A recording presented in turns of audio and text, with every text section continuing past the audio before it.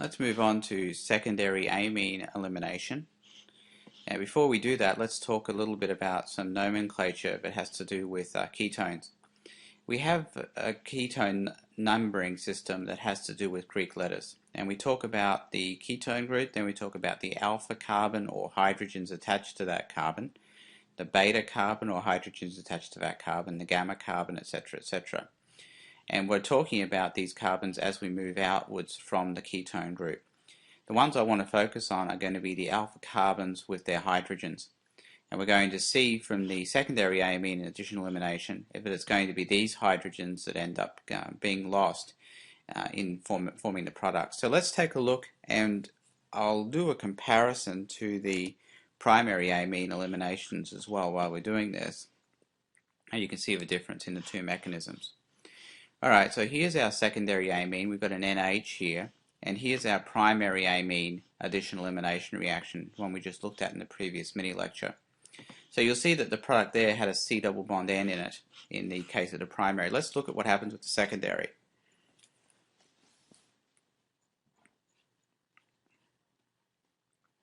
Alright, first step, H plus adds to the C double bond O. No surprises there.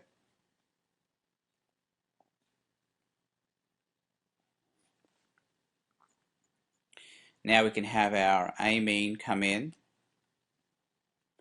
and attack the C plus.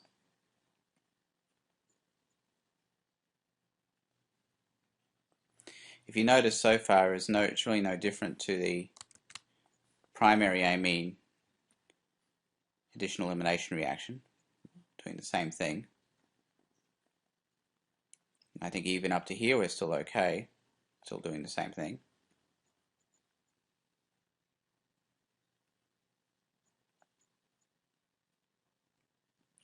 And even up to this point where we are going to do a proton transfer to the oxygen of the OH. Let me make that arrow a little bit clearer.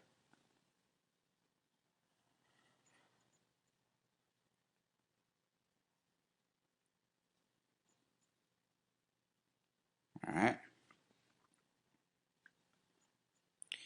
And again, this proton transfer is coming from the electrons are coming from the oxygen here, forming a bond to the H, and we're losing the electrons here in this NH bond, and they're going on to the nitrogen.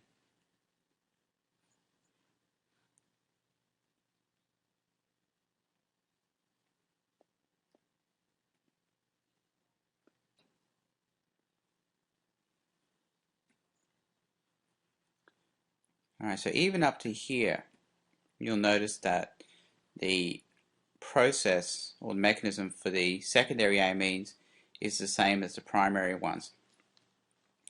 Now here is where things begin to differ.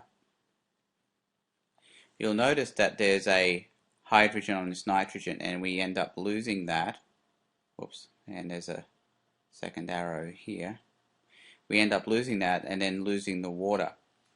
In this instance, there's no hydrogen on the nitrogen, so we have no choice but to take a hydrogen off an adjacent carbon atom.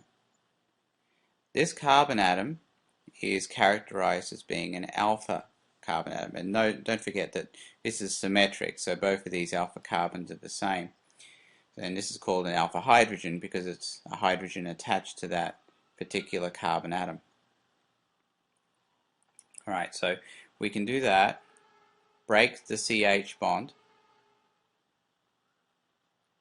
and then we can break the CO bond here,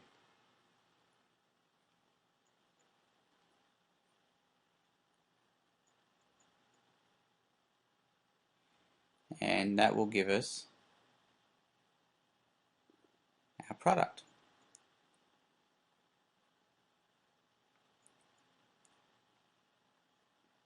All I've done is sort of flip this up to the top, make it look a little bit nicer. And we end up with a compound called an enamine. So this is an imine and this is an enamine. Now you might be asking why this compound here doesn't lose a CH instead, just like this one does. And the reason is because the C double bond N is a little bit more stable then a C double bond C. So the stability of the end product is what determines this. And it's because this one has the ability to lose the NH and form the double bond that it goes this route, whereas this one doesn't have an NH, and the only way that it can actually form any sort of stable compound is to lose a CH. The thing I want to highlight though is it's always going to lose a CH attached to the alpha carbon, that is the carbon next to the ketone group. And we've seen this happen before when we've been talking about eliminations. It's always the CH on the C next to the leaving group. That's always the one that gets eliminated.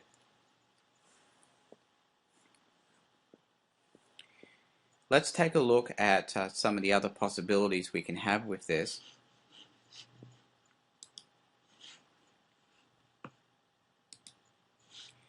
Alright, as I said, it has no choice but to lose one of these alpha hydrogens because we don't have a hydrogen on the nitrogen anymore. And we can look at some of the consequences if we've got a symmetric ketone, like the one we were just talking about. Then the products we end up with, they'll just be one product, but it could be to either side and it would be the same thing. So this would end up with one product for that particular elimination process. This here is a non-symmetric or asymmetric ketone, and we end up with two different products for that one.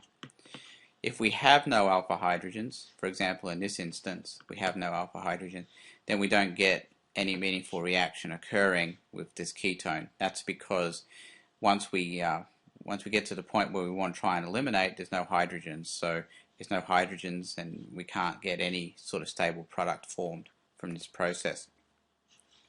Now let me go back to the asymmetric case and I'll just show you how you can get two products in the case of an asymmetric ketone. And I'll just concentrate basically on the last steps just to show you that.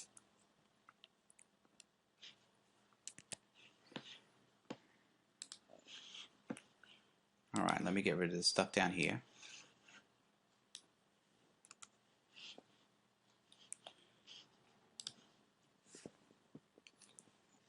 Alright, so let's say we have an asymmetric ketone,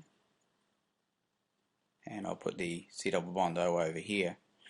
Then what we're going to end up with, if I use again the same amine,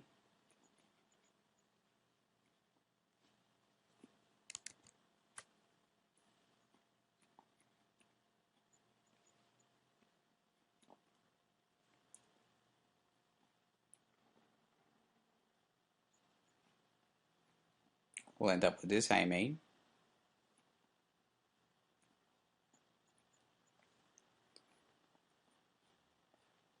And we'll end up with this one.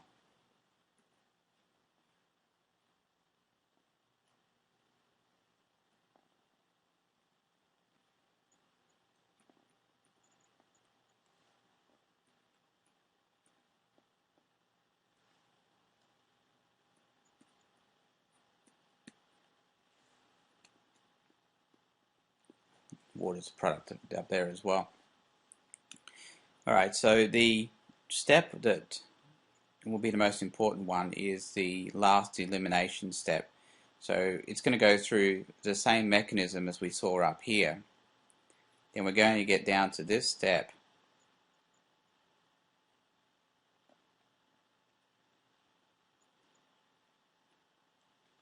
where we've got the water here and the amine added on, and the proton has been transferred. So we're looking at this step here. So what can happen is that the hydrogen on this side can go, and that will give this product,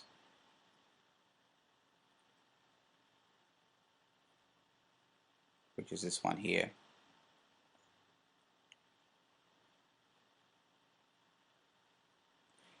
And of course we lose the water as well.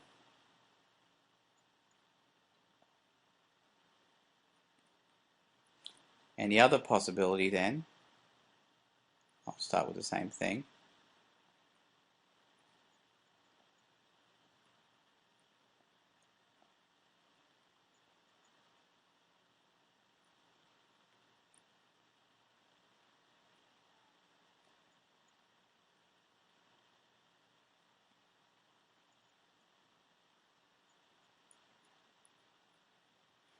And since we have two different kinds of alpha hydrogens here, we can get another compound.